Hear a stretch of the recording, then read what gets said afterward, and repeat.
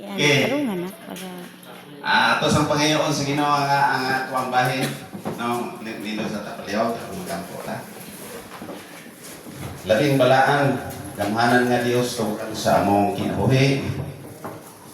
Dios ni Abraham, Dios ni Isaac, Dios ni Jacob, Dios ni Shadrach, Meshach ug Abednego, Dios ni Daniel, Dios sa tanang mga balaan at propeta.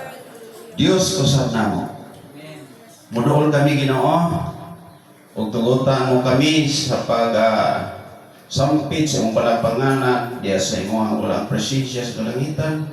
Pasalamatan ka amahan sa daghang butang nga magipanghatag ka namo sa bagong adlaw, bagong kinabuhi, safety sa mga niaging adlaw, sa Monday, sugod up to now. Salamat Ginoo nga nakaabot mi dinhi napita sa mga kaigsuonan nga puno sa pagigugma.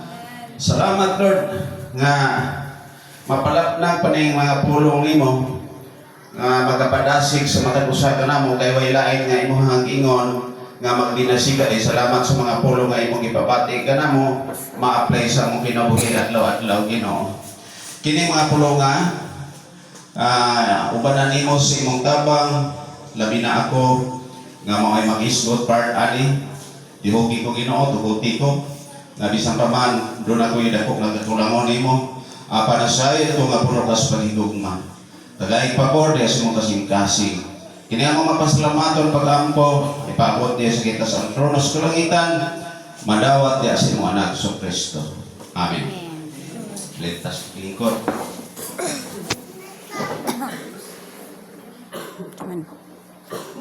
Atong isgutan ning verse na nakabok ni mga igsoon nga giandam nako.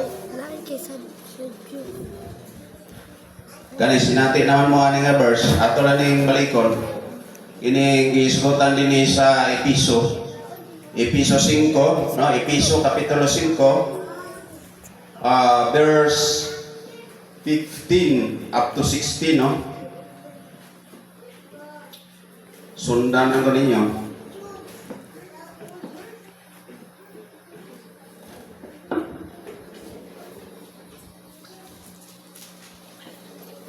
Ingon siya dito sa 15, busa pagmatngon kamo pag-ayo sa inyong pagkinabuhi.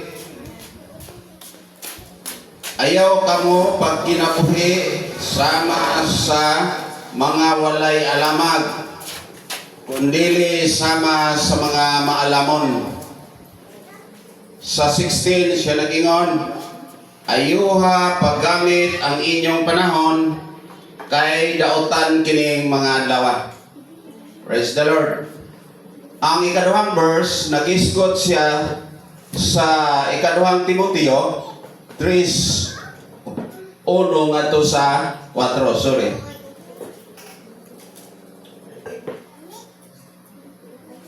Ingon siya din timali kini sa katapusang mga adlaw moabot ang mga malisod nga panahon.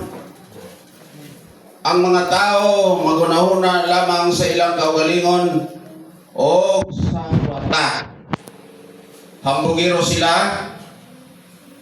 mapahitason, bugal-bugalon, masupilon sa ilang mga ginikanan, dili mapasalamaton o dili Diyos nun. Wala sila'y kaluoy, walay puangod, tigbutang-butang, mapatuyangon, bangis, madinumtanon sa mayo, mabudhion, mapasagaron, o garpuso kayo. Palibihon nila ang nahilayan inay sa Diyos ang tainoon. Mo na itong duha ka verse nga ito ang tukiyon ko mga igsoon. Kuha na ito niyog kanang unod kung saan sa pagi ma-apply sa itong kinabuhi. Ang unang gibasa nato ay nag-isgot o pag-amping sa panahon. Amen? Amen. Ang uluhan nga gikuha nato din mga igsoon, bililhon ang panahon, bililhon. So kay bililhon man, ato ni siyang ampingan. Ampingan nato. Ano bitawang sama sa nag-amping ta sa ato bitawang pinangga minahal sa atong kinabuhi, ampingan nato na siya. Kini panahon mga igsoon, nganong paampingan man is Ginoo. Kanya kaning pag-ingon sa Ginoo nga maglakaw ta sa mga maalamon. No, di sama sa mga tao buwang-buwang. Kaya daghan kay mga disadvantage ani kung ang ato bitang pagkahimong Kristohanon mga igsoon, dili ipasikat sa pagkamaalamon. Kay lagmit ma-influensyahan ta eh. Mabad influence ta. Nakaingon kang tama pero mali na dai. So kinahanglan ampingan sa unsang pagi maampingan nato ang panahon. Ipagi na to sa pamalandong. Kita ko kag tawo nga kuan kanang matawag og malamon o kana bitang mga kargado mga yaga-yaga kanang mga kalat nga tao o sa term pang kuan kalat. Dili ka maalamon na. Kita kag nga maalamon nga tao mga igsoon kanang hilom siya nya kusog nga malandong. Kaya ang iyang gipamalandungan ang tanang buta nga miagi sa matag utlo sa oras sa ato ang panahon. Mao nang hilingon ang Dios mga igsoon nga ampingan ang panahon. Ampingan kay bililhon. Kay unsa man dining panahon nga gihatag sa Ginoo mga igsoon. Kining panahon gihatag sa Dios ni bililhon alang nato, dili nato usik-usikan. Di ba? Amin yung anong nahimong na usik-usikan ang panahon. Dili lang sa uban nga mga unbeliever apil na ta. Kay malipata, like for example sa social media mga igsoon, batayanan nato na. Instead nga ang panahon mo ba sa tag-Bible, dito na sa social media nato mahurot. Ang oras tama ba? So mo na ato ang ampinganan kanunay kay malipata, no? So giingon diri sa English, pasensya na mo igsoon kay bro pasmado akong kamot, umot ngano, no? Nakulbaan baghani. Pero abi ninyo kining pulpito pinakabalaan ni, no? Mao bitaw nang magampo ko sa Ginoo nga Lord, tabangi ko kay nakulbaan ko, no? Ingon ana. Muna ampo ko kanunay sa Ginoo. Pasalamat ko nga mahadlo ko. At dili niwali ako ha. Ako sa Sunday school ni. Gusto na nako mapasabot ni. Nga nagpalaban ko kanunay sa Ginoo. Amen. Kay wala tayong mahimo mga igsoon kung walay Dios ato kinabuhi. Amen. Tinod na. Mao nang mga lipay kung makulbaan ko. Kay magsige kog sampit niya. Sikog pangayo na Lord. Nahadlok na pug ko, nanalo na sab ko. No? Mo nang pagkamaayos Ginoo sa itong kinabuhi nga naata dinhing dapita wala kas gawas. Muna ang salamat yun. Diri sa Episos 5, 15-16, akong balikon sa pag-ingon sa English, ingon siya diri, oh. So be careful how you live. Ingon siya diri. Don't live like ignorant people, but like wise people. Kanang ato bitaw nga kuan kailangan maalamon ta. Dili parehos sa mga tao nga gisgutan diri nga way kaalam. Mga ignorante. No, sa lain nga kuan kini nga ignorante. Kanang mga kalat nga tao nga maski pataka lang bugas ba wa kay balog tama na bato yan ni insulti. Mga tao na nga dili maalamon pero ang mga tao maalamon muihap na sa iyang baba kung tama ba gid insulti o dili. Amen. Amen. Kita sa gitudluan sa Ginoo ana. Gitudluan tas Ginoo kung unsang matanga tas pagkahimong Kristohanon mga igsoon nga matag bungas ba tama jud. Kay sigla tag bugas baba nya nanaday nasakitan. No? Ingon ana. So mao na ang gisgutan dinhi nga kinahanglan alamon ta sa 15 lang yun siya, make good use of every opportunity you have because these are evil days. No, dautan kaayo ang panahon karon. Ano to akong ibasa dito sa ikadawang Timoteo 3:1 ngadto 4 nga ang mga tao higugmaon silang kagalingon. No? Nya dili man na sa realidad nato nga kinabuhi sa atong palibot makita man na wala ko nagsaway no. Pero ang Bible nagsulti sa realidad nga kinabuhi sa tao sa atong palibot. Amen. Amen. No.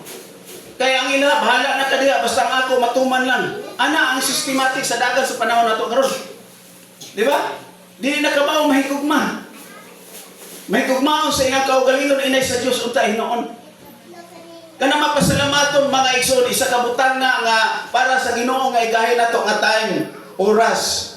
Kaya ang tao karon mga panahon na grabe na, nabisi na, dili sa kabisi sa iya sa Ginoo nga oras kung dili sa kalibutan na. Amen. Mo na ibantayan na nato mga igsoon nga dapat atong bantayan.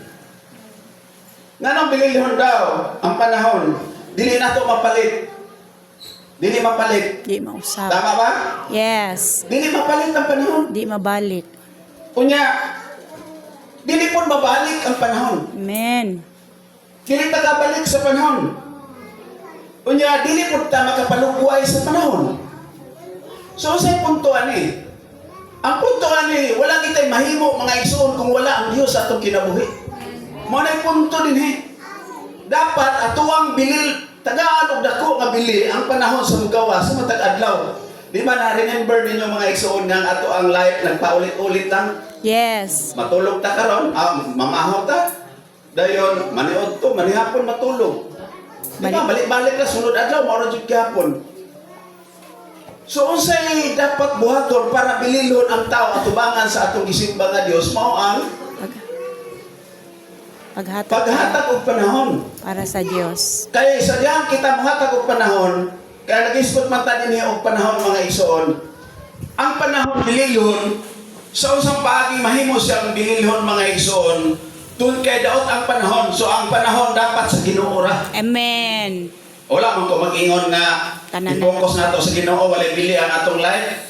Bililhon man ang punto lang pot masabot nako mga igsoon Mas nga mababa. mas more ang sa Ginoo kaysa ato. Amen. Kung naman tayo sa atong sarili, imagine na 7 days, 6 days ang sa ato niya, ang sa Ginoo, wala gid siguro isa ka oras guro. Half day. Half day. Half day, kuta na to half day. Kunya maglisod pag itagtika paingon sa simbahan. Grabe no, anang miskay lahir na ba itong kita, kaya sa itong dool, kumpiyansa, dugay nun mo abot, o wala, sorry mga igsoon, wala na diri sa ato ha. Kasi mana mo dahil, mana ko yung labi naman to si Pastor Nelson Zulti, ay. No? Naisyo na naman ko anin. Sa ikuha ka na yung mga igsoon. No? Ana lang, ang ato ang pagdasik mga igsoon. So, bililhon ang panahon. Ingon sa diri pagbantay, pag-ayo sa inyong paglakaw, kay ang mga adlaw daotan tama. Amen. No, daotan jud ang panahon. Dayon pa ampingan. Ampingan ang panahon, kay daotan man.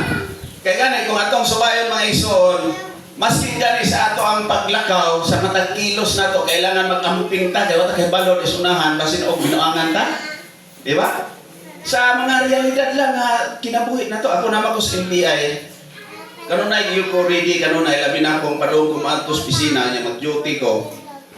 Magbantay ko kanunay, lahit man yung kaning naata sa katungdanan kay purminti ni alerto atong nauna, pero mali kay no?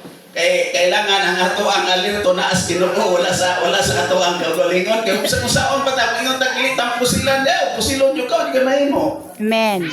Na si Lord naging muhatag og gahom nimo para masipti ka. Amen. So ang punto nga buhaton nato, uban kanunay si Lord sa panahon nga kanunay nagalihok ka. Amen. Amen.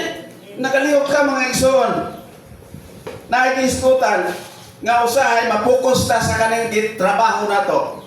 Ang mga trabaho nato nya wa ta kay baluday nga para sa Ginoo na. No? Diba? Maliit na ganit ta usahay. Kay daghan man kay taglabunon sa balay. Instead nga na wala ko namigo mga igsoon ang ato lang ang naiskutan nato ang tinuod, no? Realidad. Unya, naana day sa Ginoo na day ito. Manang ato ba mapokus ta sa mga trabaho, kanang usahay ang trabaho nato mga igsoon makapalipat nato isip kita Kristohanon. So di pa kita kasimba na ako na. Di pa kita kasimba mga igsoon tungod kay naata sa trabaho nakapokus kay nagtuotang importante ang trabaho. Nasibiyat ang mga igsoon mo ng ampingan na ito ang panahon. Kailangan tao ka ng ang pamalandong ang taas kaya mga igsoon. Isip kita ng Kristohanon, pamalandong na ito ang panahon. Kanamang muhatag tag panahon nga mulingkod ta. Na mulingkod ta ba nga mamalandong tama na importante na ito. Nga ito ang himuon. Kaning social media, kaning cellphone. No, kaning cellphone mga igsoon, isa na siya nga makapalipat na ito. No? Usahay dili na nako maaplikar nako na sa kong kaugalingon doon kay ang oras no mukha ning cellphone kay inig-ana nimo ganahan naman kasi slide sa cellphone sige ana kana nahurot ang oras nimo is intiro adlaw Na ang uman pa yun na, makalimot pagkaon. Ha? Eh, ang social media sa kinagana, nindot sa una, di mo gumawa ng Facebook. Jesus name. Wala ko, di ko ka ng Facebook. Ako sa una, na ko yung cellphone. Tawag radyo, ka ng text. Hindi kayo kukuha ng text. Tawag radyo ako Ingon na ang ako pero karon ganahan ako kanang kuan. Facebook kay gituluan mo ko. Ngay nga ako sa tindot namin dai ni Facebook ay. Ana. Oh. Pero nahurot ang oras. Uy, di pa nuto na mo ko kapanilto di ay. Ulcer. No, ay na. Bantayan na social media, bantayan na mga igsoon ang social media. Nya kanang kuan. Mga bisyo. Bantayan na itong bisyo ng isola na sa ako dali. Bisyo. No? Kay nga nung di babantay tayo mga iso, tawag kay pangatawang pamilya ba, mawalaan ng time. Kanang sa trabaho niya, busy ka sa trabaho, no, mawala ang panahon sa imong pamilya. Dapat ihatag ang panahon dito sa pamilya. No, ang isgotan diri. Unya, ang atong pagpangalaga sa Dios mga igsoon, kung dili nato mabantayan ang panahon, mawala na siya. Amen? Mawala kung dili nato mabantayan ang panahon. Kailangan mabinantayon tas panahon mga igsoon. Kaya dili lihon lagi ang panahon. Kung kita kay baloon niya, mawala na taani kalibutan na.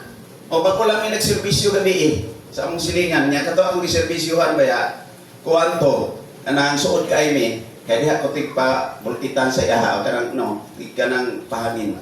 Kaya naman siya vulcanizing. Niya, nasakit siya dugay, nag-bedridden siya of 9 years, namatay siya itong niagi last day. No? Niya, amigo mi, so, servisyohan na mo gabi kami. Akma. Niya, amigo na mi ato. So, ingon na ang kinabuhi na to, nga kung di na to pabilhan, wata kay baloon niya, wala na ta. Tinood na. So, matagutlo sa itong kinabuhi mga isuon, ato aning pabilhan, atong ihatag sa Ginoo. Amen. Kaya ang taong maalamon, nagabalansi siya sa isang pinaka-importanting butang sa iyang kinabuhi. Amen ba? Amen. Sa mga importanteng butang sa iyang kinabuhi, mao na siya iyang giampingan, nagihawiran, mao na siya ang matawag na maalamon ta. Kay way laing maalamon, sumasa to ang kaniya devotion, si David. Kanunay nagadaig sa Ginoo. Ang oras halos naa sa Ginoo. Di ba si David, maalamon nga tao si David. Nagadaig kanunay, ipagi sa kanta, sa iyang pag-ampo, sa iyang ipamulong. Grabe si David. Tungkol kay na-appreciate niya ang si Lord. Sa ato gihapon, mga igsoon. So, Hallelujah.